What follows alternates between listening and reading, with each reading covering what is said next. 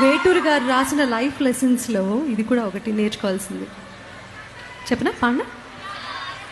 ప్రాప్తమనుకో ఈ బ్రతుకు మనసు తీరా, పండెననుకో ఈ మనసు, పండెననుకో ఈ బ్రతుకు మనసు తీరా, శిథిలల్లో చలిమంటై రగిలేదే ప్రేమ, మరువకుమా ఆనందమానందమానందమైటి మనసు కదా.